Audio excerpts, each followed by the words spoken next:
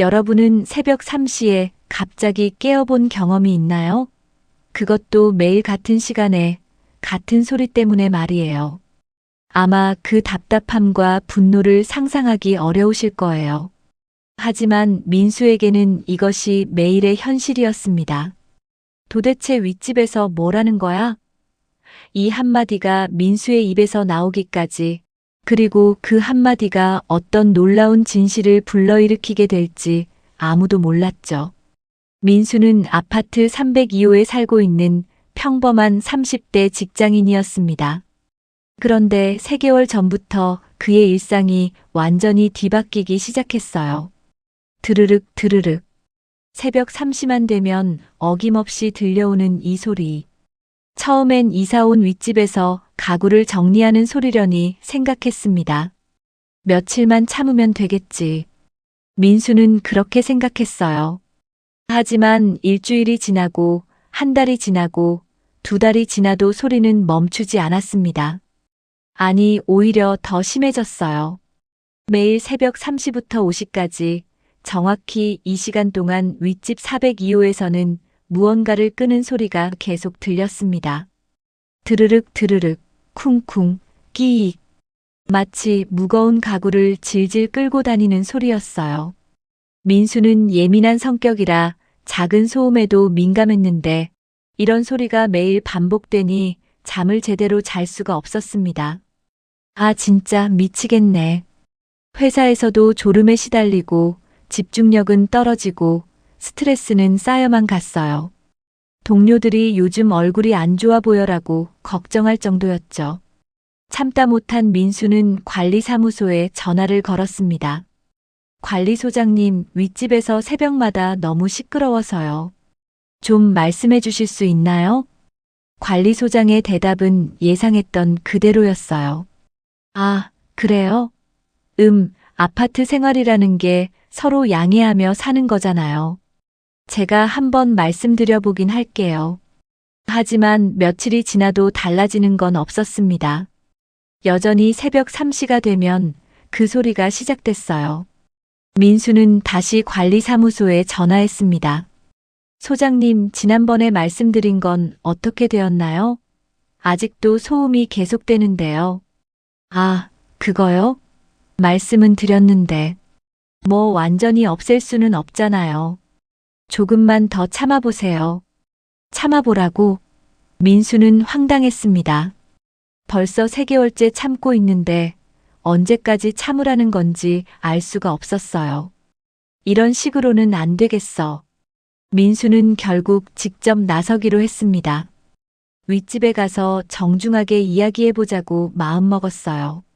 그런데 막상 402호 앞에 서니 망설여졌습니다. 처음 만나는 이웃에게 어떻게 말을 꺼내야 할지 고민이 되더라고요. 안녕하세요. 아래층에 사는 민수라고 합니다. 혹시 시간 있으시면 잠깐 이야기 좀. 이렇게 말하면 될까? 아니면 너무 직설적으로 소음 이야기부터 해야 할까? 민수는 호기심은 많았지만 원래 소심한 성격이라 이런 상황이 부담스러웠어요. 하지만 더 이상 참을 수도 없었죠. 결국 민수는 용기를 내어 초인종을 눌렀습니다. 딩동. 한참을 기다려도 대답이 없었어요. 혹시 없나 싶어서 다시 한번 눌러봤습니다. 딩동. 딩동. 그때 안에서 뭔가 부산스러운 소리가 들렸습니다. 발소리, 뭔가 치우는 소리, 그리고 작은 목소리까지.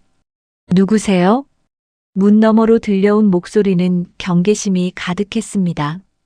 아, 안녕하세요. 아래층 302호에 사는 민수라고 합니다. 잠깐 이야기 좀 하고 싶어서요. 무슨 일이세요? 직접 뵙고 말씀드리면 좋을 것 같은데요. 한동안 조용했습니다. 민수는 초조하게 기다렸어요. 혹시 문을 안 열어주면 어떡하지? 그런 생각이 들었거든요. 그런데 그때 문이 살짝 열렸습니다. 체인이 걸린 채로 아주 조금만 말이에요. 문틈 사이로 한 남성의 얼굴이 보였습니다. 40대로 보이는 남성이었는데 뭔가 며칠간 제대로 씻지 않은 듯한 모습이었어요. 뭔데요? 그의 목소리에는 짜증과 경계심이 섞여 있었습니다. 민수는 최대한 정중하게 말했어요. 안녕하세요. 처음 뵙겠습니다. 혹시 새벽에 조금 조용히 해주실 수 있을까요? 소리가 좀 크게 들려서요. 소리? 네, 새벽 3시쯤부터 뭔가 끄는 소리 같은 게 계속 들려서 잠을 못 자고 있거든요. 남성의 표정이 순간 굳어졌습니다. 그리고 잠깐 뒤를 돌아보더니 다시 민수를 쳐다봤어요. 아, 그거요. 죄송합니다. 조심하겠습니다. 아, 고맙습니다. 이해해 주셔서 정말. 민수가 말을 마치기도 전에 문이 닫혔습니다. 딱 아무런 여운도 없이 말이에요. 민수는 잠시 멍하니 서 있었습니다. 뭔가 이상했어요. 그 남성의 표정, 목소리, 그리고 문을 닫는 방식까지 모든 게 어색하고 부자연스러웠거든요. 뭔가 이상한데 민수는 집으로 돌아가면서도 계속 그 남성의 모습이 머릿속에서 떠나지 않았습니다. 특히 그가 뒤를 돌아볼 때의 표정이 기억에 남았어요. 마치 뭔가 숨기고 있는 듯한 그런 느낌이었거든요. 그날 밤 민수는 기대를 했습니다. 이제 조용해질 거라고 생각했어요. 하지만 새벽 3시가 되자 여전히 그 소리가 들렸습니다. 드르륵 드르륵. 아니, 어떻게 이럴 수가 있지? 분명히 조심하겠다고 했는데 민수는 답답해서 잠을 이룰 수 없었어요. 그리고 이상한 생각이 들기 시작했어요. 과연 저 소리가 정말 가구를 옮기는 소리일까?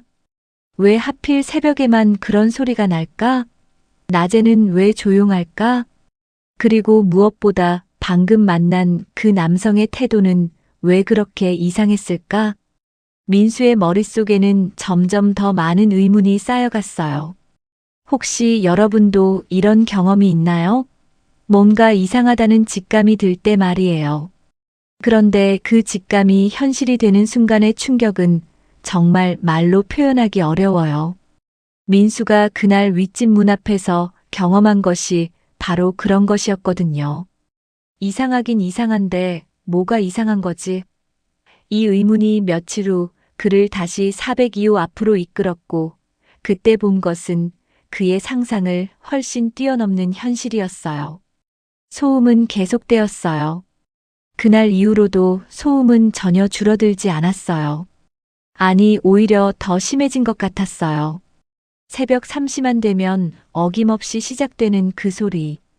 드르륵 드르륵, 쿵쿵, 끼익. 민수는 이제 그 소리에 완전히 예민해져 있었어요. 분명히 조심하겠다고 했는데 민수는 침대에 누워 천장을 바라보며 중얼거렸어요. 태석이 조심하겠다고 한 말이 거짓말이었나? 아니면 정말로 어쩔 수 없는 상황인 건가? 며칠 동안 고민하던 민수는 결국 다시 윗집에 가보기로 했어요. 이번엔 좀 더 구체적으로 이야기해보자고 생각했거든요. 토요일 오후 민수는 다시 402호 앞에 섰어요. 이번에는 지난번보다 조금 더 용기를 내어 초인종을 눌렀어요. 딩동. 한참을 기다려도 대답이 없었어요. 혹시 없나 싶어 다시 한번 눌러봤어요. 딩동. 딩동. 그때 안에서 뭔가 부산스러운 소리가 들렸어요. 뭔가 급하게 치우는 소리, 그리고 작은 목소리까지. 누구세요?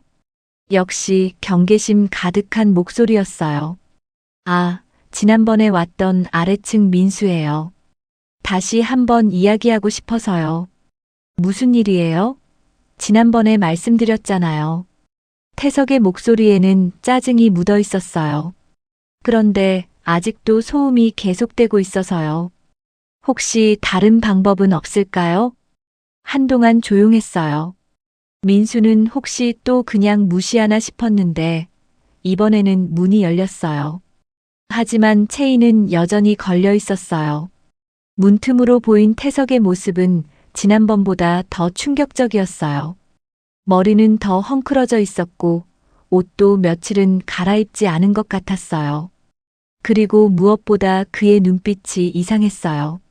뭘 더 어떻게 하라는 거예요? 태석의 목소리는 날카로웠어요. 마치 민수를 적대시하는 것 같았어요. 아니에요. 그냥 혹시 다른 방법이 있나 해서요. 예를 들어 시간을 조금 바꾼다든지.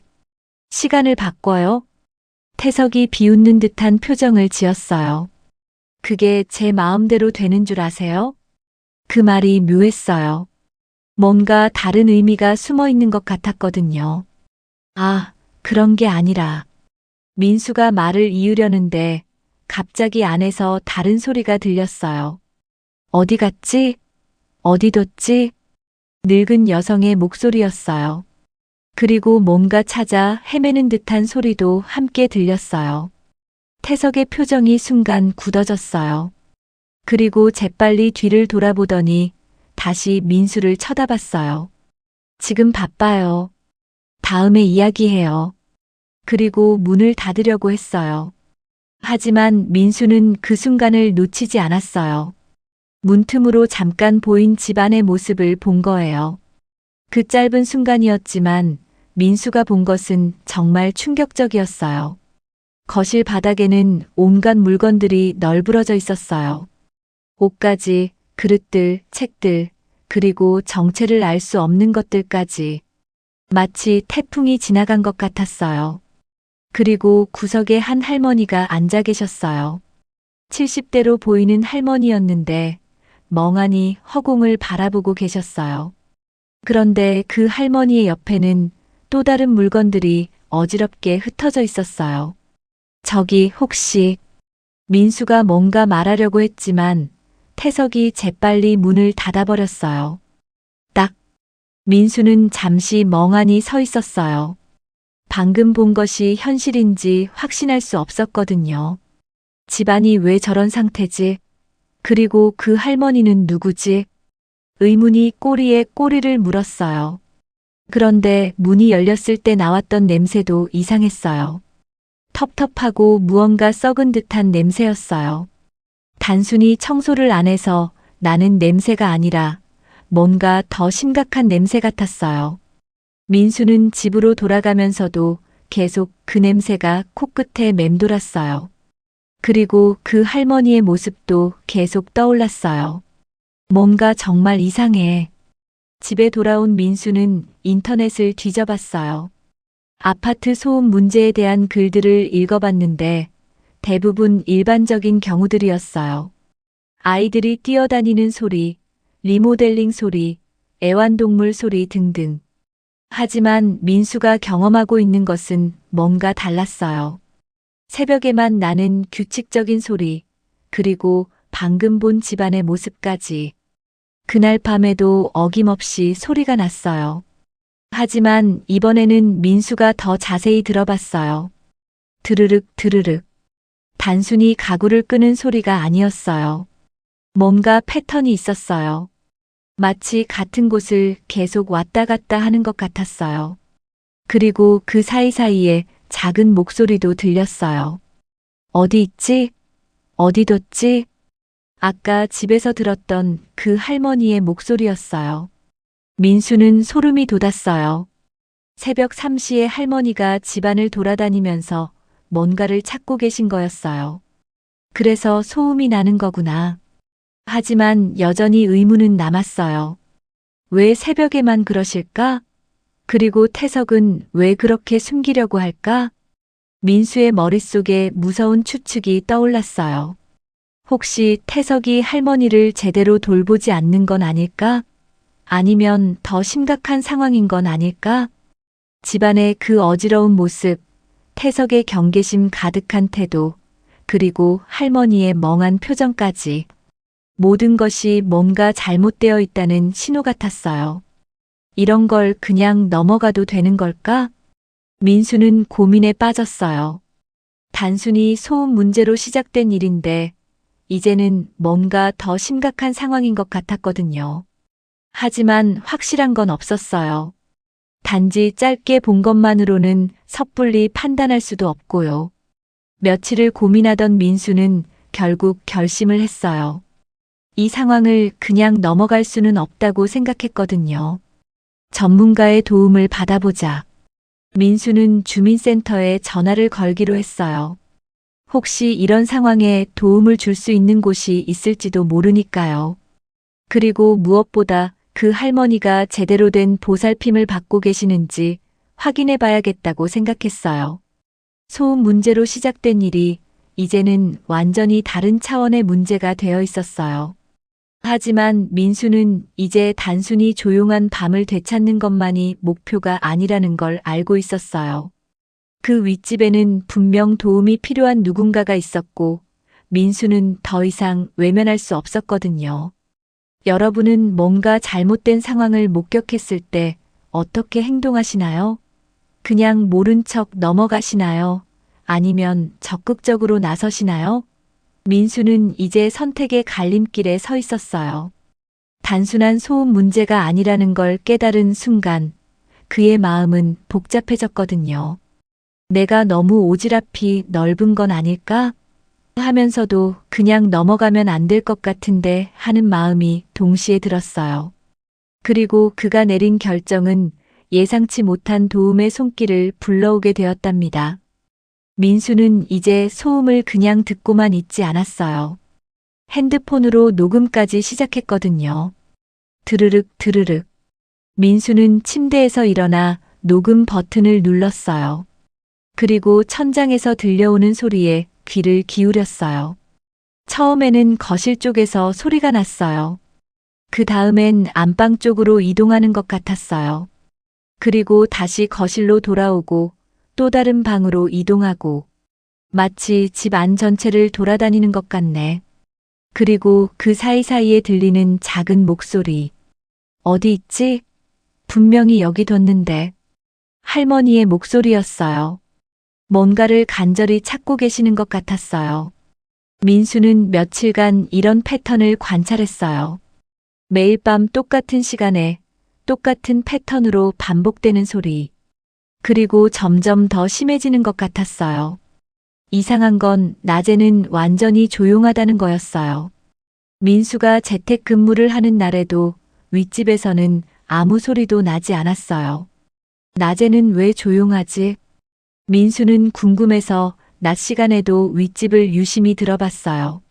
하지만 정말 조용했어요. 마치 아무도 살지 않는 것처럼 말이에요. 혹시 낮에는 외출하시는 건가? 하지만 그것도 이상했어요. 태석의 모습을 봤을 때는 외출할 수 있는 상태가 아니었거든요. 더 이상한 건 쓰레기 배출이었어요.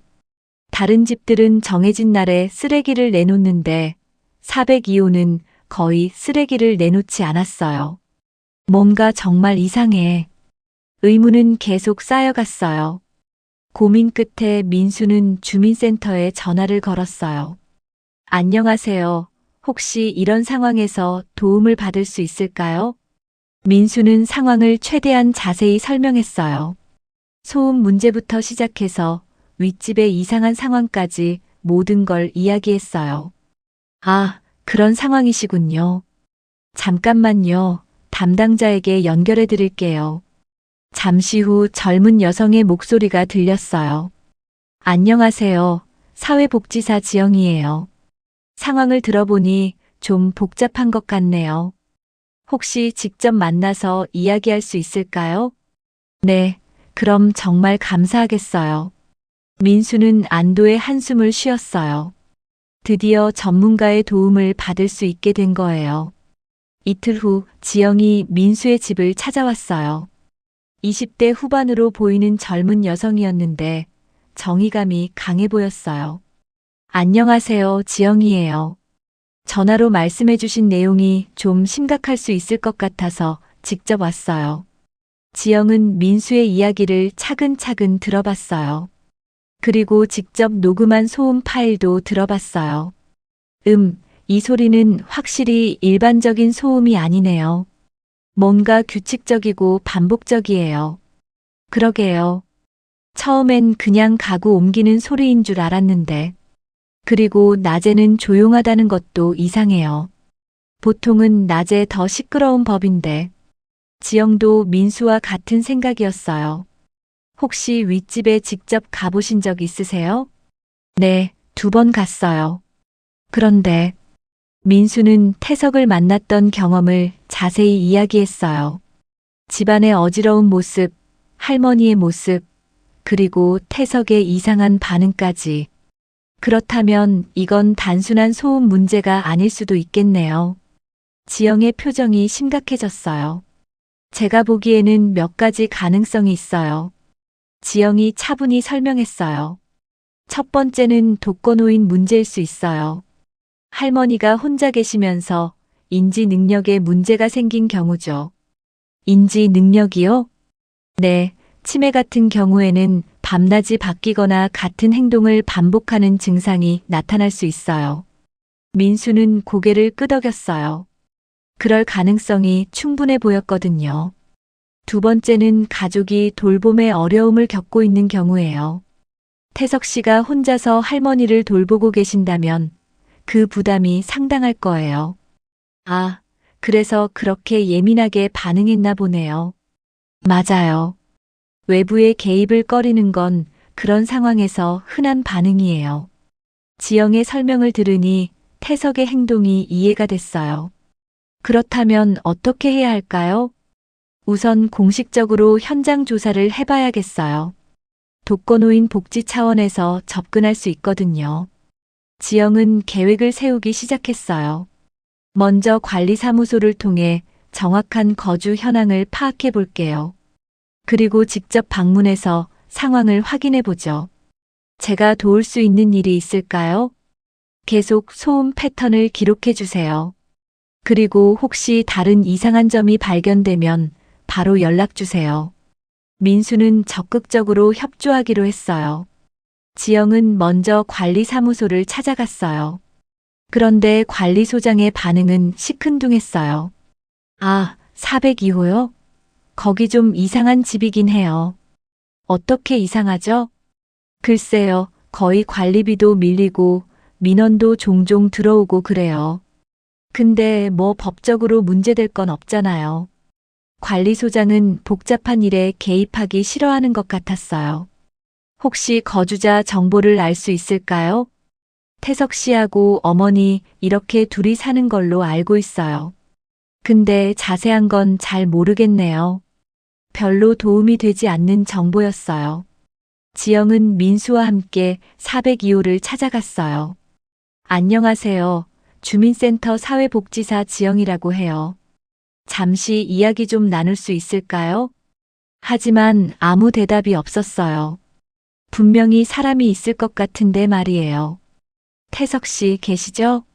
도와드리고 싶어서 왔어요. 여전히 대답이 없었어요.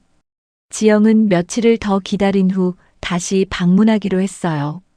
그 사이에도 소음은 계속됐어요. 아니, 더 심해진 것 같았어요. 이제는 새벽 2시부터 시작되기도 했어요.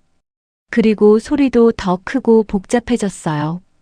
드르륵 드르륵 소리에 더해서 쿵쿵 하는 소리, 그리고 뭔가 떨어뜨리는 소리까지. 어디 있어? 어디 갔어? 할머니의 목소리도 더 절절해졌어요. 마치 정말 중요한 뭔가를 잃어버린 것처럼 들렸어요. 민수는 잠을 제대로 잘 수 없었어요. 하지만 이제는 단순히 자신의 수면 때문만이 아니었어요. 윗집 할머니가 걱정됐거든요.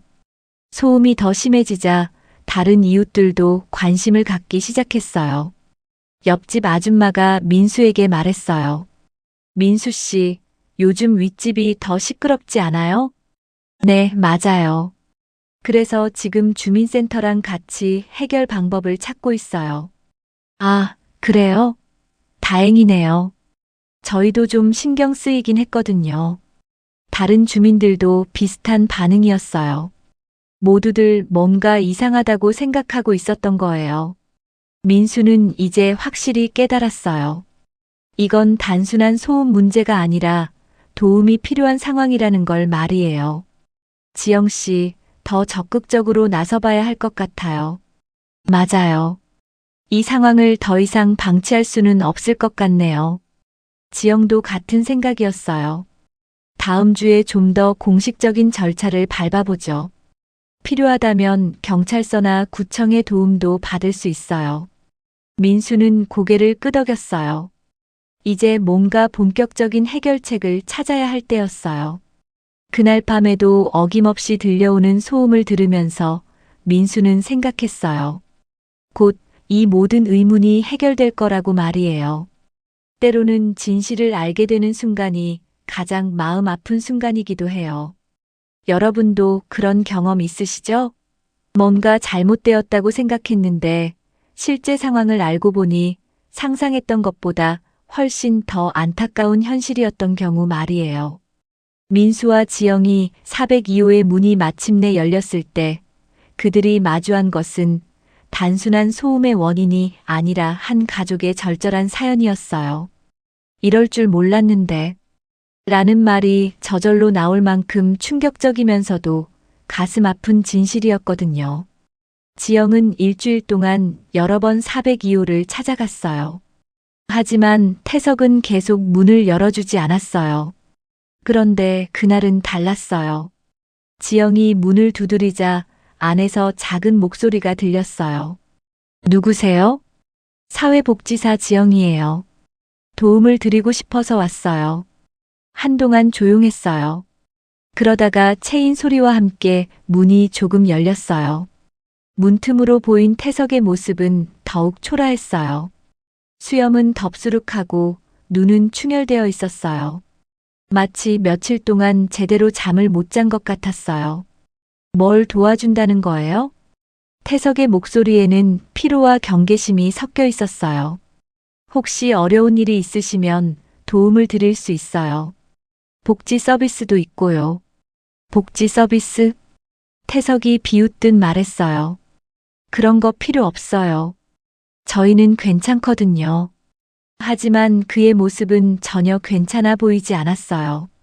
태석 씨, 괜찮지 않으신 것 같은데요. 혼자 감당하기 어려운 일이 있으시죠? 지영은 포기하지 않았어요. 오랜 경험으로 이런 상황을 많이 봐왔거든요. 정말 도움이 필요하시면 언제든지 연락 주세요. 제 명함 놓고 갈게요. 지영이 명함을 문틈에 끼우려는 순간이었어요. 어디 갔어? 어디 있어? 안에서 할머니의 목소리가 들렸어요. 그리고 뭔가 넘어지는 소리까지. 태석의 표정이 급변했어요. 잠깐만요. 태석이 문을 닫으려 했지만 지영이 재빠르게 말했어요. 도와드릴게요. 혼자 하지 마세요. 그 순간 태석의 눈에 눈물이 맺혔어요. 정말 힘드세요, 그죠? 지영의 따뜻한 목소리에 태석의 방어막이 무너져 내렸어요. 어머니가 많이 아프세요. 태석의 목소리가 떨렸어요. 치매세요? 네. 작년부터 심해졌어요. 낮에는 그나마 괜찮은데 밤만 되면. 태석이 말을 잇지 못했어요. 밤에 돌아다니시는 거죠? 네. 매일 밤마다 뭔가를 찾으러 집안을 돌아다니세요. 말려도 소용없어요. 지영은 고개를 끄덕였어요. 전형적인 치매 증상이었거든요. 지영이 집안에 들어가자 더욱 충격적인 모습이 드러났어요. 거실 곳곳에는 안전을 위한 쿠션들이 놓여 있었어요. 모서리마다 보호대가 붙어 있고 바닥에는 미끄럼 방지 매트가 깔려 있었어요. 하지만 그럼에도 불구하고 집안은 어수선했어요. 할머니가 밤마다 물건들을 뒤지셨기 때문이었어요. 어머니는 어디 계세요? 안방에서 주무세요. 낮에는 대부분 주무셔서 괜찮아요. 태석이 안방 문을 살짝 열어줬어요. 침대에 작은 할머니가 누워 계셨어요. 70대 후반으로 보이는 할머니는 평화롭게 잠들어 계셨어요. 매일 밤 몇 시간이나 돌아다니세요? 보통 새벽 2시부터 5시까지요. 가끔은 더 오래요. 태석의 말에 지영은 마음이 아팠어요. 혼자서 돌보고 계신 거예요? 네.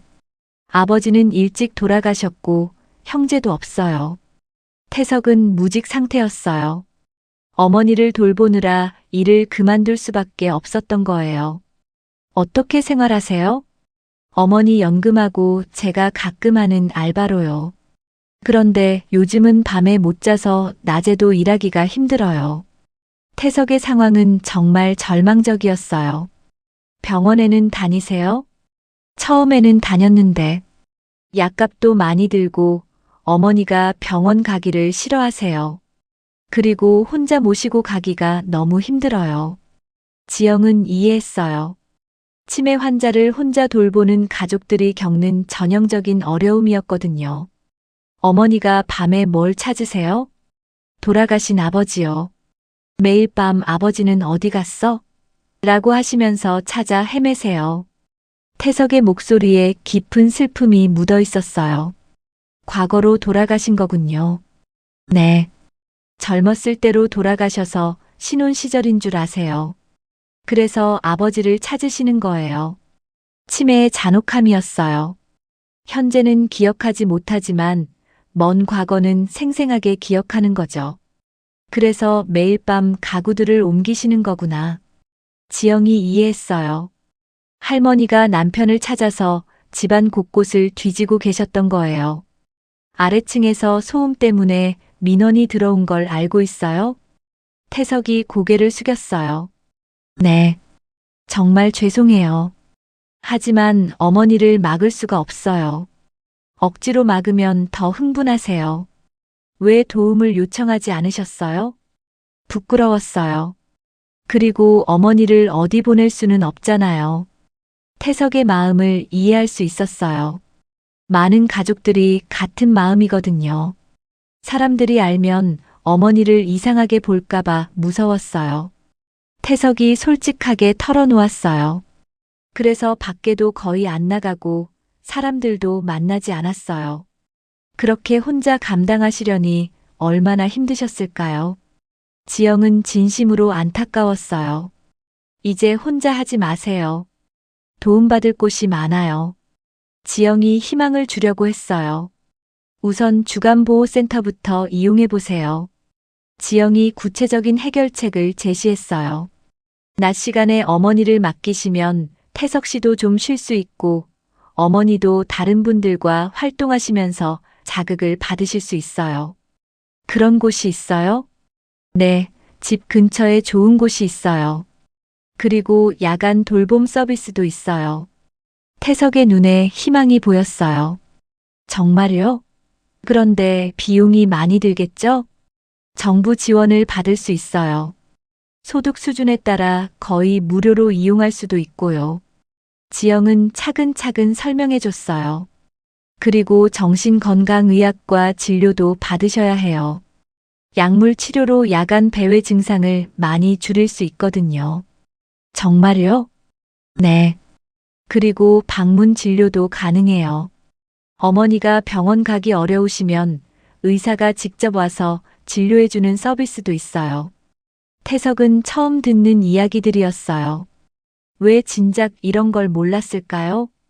혼자서는 찾기 어려워요. 그래서 저희 같은 복지사가 있는 거예요. 지영의 말에 태석은 고마움을 느꼈어요. 그때 민수도 함께 올라왔어요. 지영이 미리 연락을 했거든요. 안녕하세요. 아래층에 사는 민수예요. 민수가 정중하게 인사했어요. 태석은 민수를 보자 미안한 표정을 지었어요. 정말 죄송해요. 소음 때문에 얼마나 고생하셨을까요? 아니에요. 이제 상황을 알게 되니까 이해해요. 민수의 따뜻한 말에 태석은 더욱 미안해했어요. 저도 도울 수 있는 일이 있으면 언제든지 말씀해 주세요. 민수의 진심 어린 말에 태석의 눈가가 촉촉해졌어요. 그럼 내일부터 준비해 볼까요? 지영이 구체적인 계획을 세우기 시작했어요. 우선 주간보호센터 상담 예약을 잡고 병원 진료도 예약해 드릴게요. 정말 감사해요. 어떻게 보답을 해야 할지. 보답은요, 어머니 건강 회복하시는 게 최고의 보답이에요. 지영의 말에 태석은 처음으로 웃음을 보였어요. 희망이 보이기 시작했어요. 오랫동안 혼자 감당해왔던 무거운 짐을 함께 나누어 질 사람들이 생긴 거예요. 그날 밤에도 할머니는 여전히 아버지를 찾으셨지만 이제는 그 소리가 다르게 들렸어요. 단순한 소음이 아니라 도움이 필요한 가족의 절실한 신호였던 거예요. 여러분은 진정한 이웃의 의미가 무엇인지 생각해 보신 적 있나요? 그냥 옆에 사는 사람일까요? 아니면 어려울 때 서로 도움을 주고받는 사람일까요? 민수와 태석의 이야기는 우리에게 그 답을 보여주는 것 같아요. 때로는 작은 불편함 뒤에 누군가의 절실한 사정이 숨어 있다는 걸, 그리고 조금만 마음을 열면 서로를 이해하고 도울 수 있다는 걸 말이에요.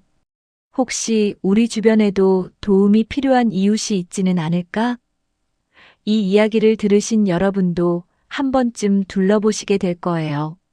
일주일 후 지영의 도움으로 모든 준비가 완료됐어요.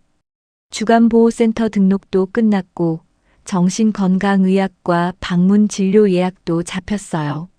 그리고 무엇보다 야간 돌봄 서비스 신청도 완료된 상태였어요. 정말 이 모든 게 무료로 가능한 거예요? 태석은 아직도 믿기지 않는다는 표정이었어요. 네, 소득 기준에 따라 정부에서 대부분 지원해줘요.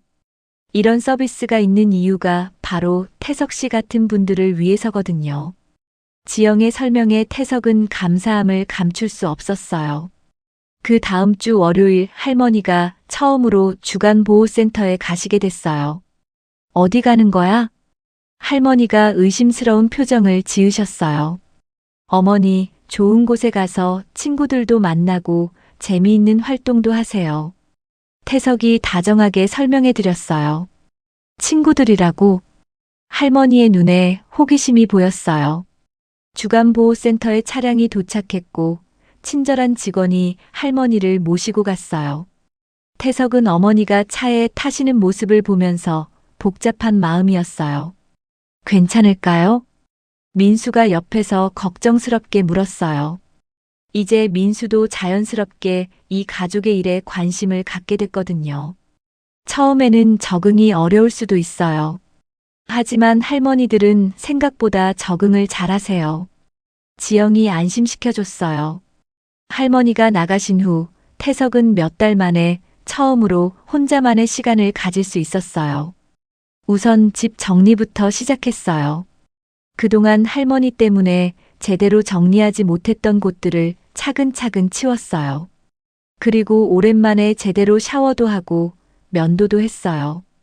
거울을 보니 한 달 전의 자신과는 완전히 다른 모습이었어요. 이렇게 개운한 기분이 언제만이지? 태석은 혼자 중얼거렸어요. 점심시간이 되자 민수가 올라왔어요. 태석 씨, 점심 드셨어요? 아, 아직이요. 제가 음식 좀 만들어 왔어요. 같이 드실래요? 민수가 도시락을 들고 왔었어요. 이런 걸 왜? 이웃끼리 당연한 거죠. 그동안 고생 많으셨잖아요. 민수의 따뜻한 마음에 태석은 또다시 감동받았어요. 두 사람은 함께 밥을 먹으면서 이런저런 이야기를 나눴어요. 태석은 오랜만에 누군가와 대화하는 즐거움을 느꼈어요. 며칠 후 주간보호센터에서 연락이 왔어요. 할머니가 센터 생활에 잘 적응하고 계세요.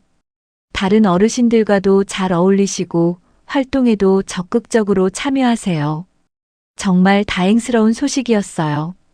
그리고 낮에 활동량이 늘어나서 밤에 더 잘 주무실 거예요. 실제로 할머니의 야간 배회가 조금씩 줄어들기 시작했어요.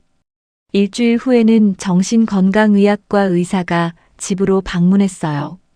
어머니 상태를 봤는데 치매 초기 단계시네요. 적절한 치료와 관리를 하시면 진행을 늦출 수 있어요. 의사의 말에 태석은 희망을 가졌어요. 그리고 야간 배회를 줄이는 약을 처방해 드릴게요. 며칠 복용하시면 밤에 더 깊이 주무실 거예요. 정말 반가운 소식이었어요. 약물 치료를 시작한 지 일주일 만에 효과가 나타났어요. 할머니의 야간 배회 시간이 현저히 줄어들었어요. 이전에는 새벽 2시부터 5시까지 계속 돌아다니셨는데 이제는 1시간 정도만 가볍게 돌아다니시다가 다시 주무셨어요. 진짜 효과가 있네요. 민수도 신기했어요. 이제 새벽에 거의 소음이 들리지 않았거든요. 어머니도 더 편안해 보여요. 태석이 말했어요. 할머니가 전보다 훨씬 안정되어 보이셨거든요.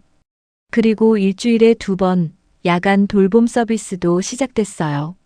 전문 돌봄 요원이 밤에 와서 할머니를 돌봐주는 거예요.